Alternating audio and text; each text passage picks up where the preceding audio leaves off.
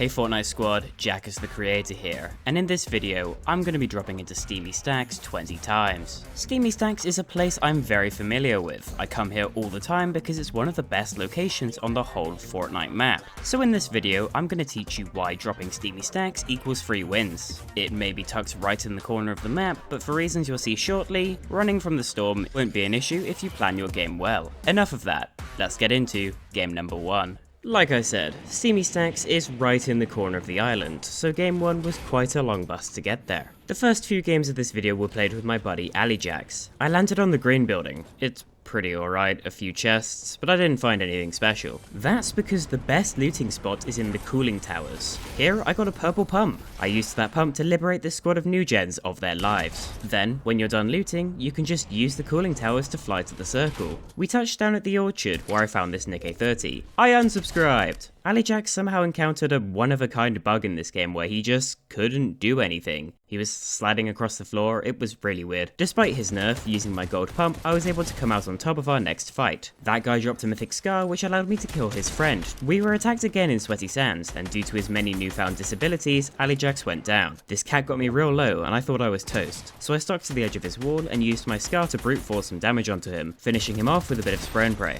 Yeah, I really didn't think I would clutch that one up, but here we are. Oh, and that kill also got me the mythic minigun, so you already know how this ends. The last guy, poor little defaulty boy, he didn't even stand a chance. Game 1 minigun win. We are good! Steamy Stacks has a lot of hard materials, so in game 2 I used some of them to upgrade my pump shotgun. We didn't see anyone until we found this little default hiding in Frenzy Farm. When you drop Steamy Stacks, chances are you're gonna have to do a lot of running. Down at Weeping Woods we came across this clearly panicked solo. I put the pressure on with my rifle while AliJax went in with the shotgun, and it worked out quite well for us as we got the kill. Our global odyssey continued to Holly Hedges where we bullied this poor man into submission. The last guy ended up being this soccer skin in a box who saw us and I think he gave up. We still killed him of course, for the back-to-back dub. Oh, the synced emote too! Game 3 saw a little workplace misconduct, but don't tell HR. This time we didn't even need the stacks, we took a chopper and rolled out. This was a relatively quiet game, until I sniped this woman in the shoulder. Hey, look at that, an upgrade to my pump. But in my infinite generosity, I gave it away. My kindness was given back to me in the form of some XP from this genome. Final circles closing around this river. I hang back and focus on hammering on the damage, while AliJax pushes forward and kills one of them with his shotgun. The other one tried to escape, but with one clean snipe, I got us the win. That's back-to-back-to-backs. Oh, you love to see it. Game 4 I landed right on this smokestack with a chest. It's definitely my favorite drop spot. No one really landed here. My only kill was this unsuspecting toy trooper. I was betrayed by AliJax when the lighthouse came crumbling down with me on top of it. I was heartbroken until this gold pump descended from the heavens. That pump almost got me through the salt fields.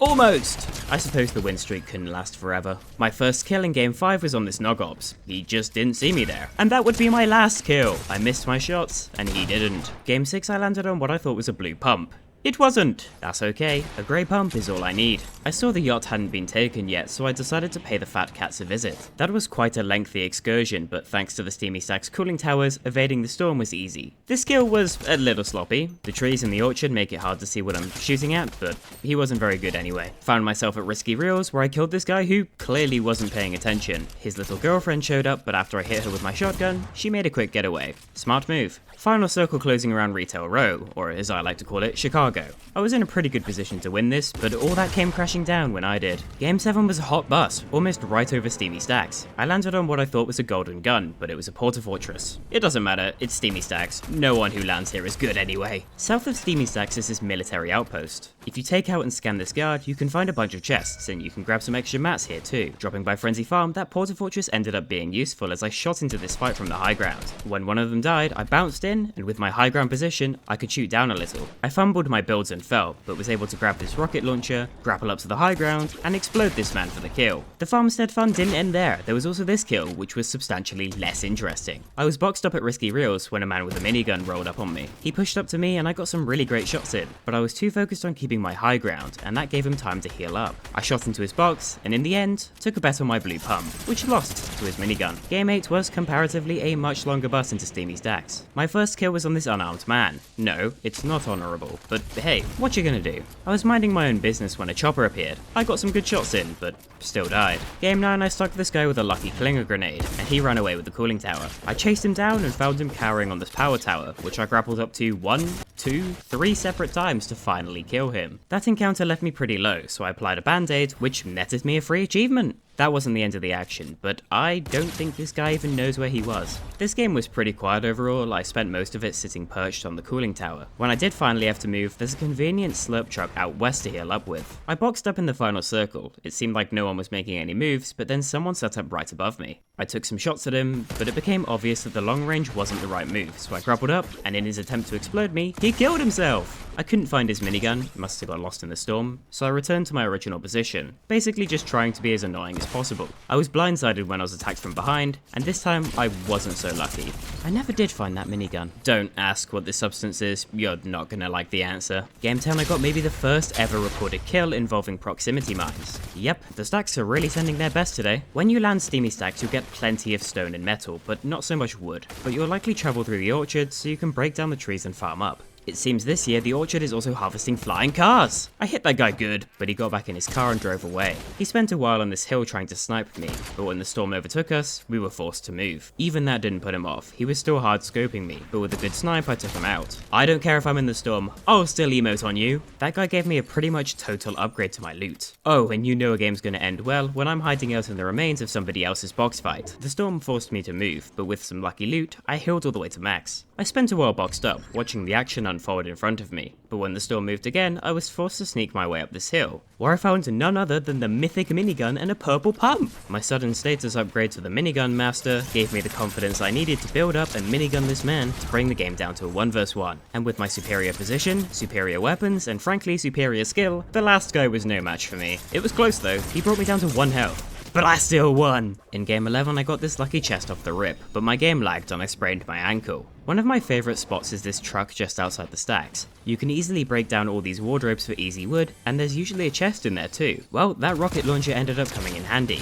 I'm really trying to practice my tracking with precision rifles like the AK. You can see here I hit about 50% of my shots, which isn't terrible, but it's not great either. Little tip for you if you're in a fight, always close the back of your box. If you don't, I will kill you, and then I will kill the person who is trying to kill you. Another tip, don't drink a mini mid-fight. It's not worth it. Game 12, I'm using this really cool glider. They're getting really creative with these things. This was a quiet game until I got into a build fight on the Blue Steel Bridge. I fought valiantly with my pump shotgun and my stink grenades, but when somebody else joined the party, I slipped, fell, and didn't stick the landing. Game 13, I landed right in the cooling tower. There can be a chest in the middle here, which in this game gave me a blue pump. And I used the pump for killing! I wasn't kidding about that ego outpost earlier. There are so many props lying around that you can farm for some really strong metal or wood. It's a great secondary stop.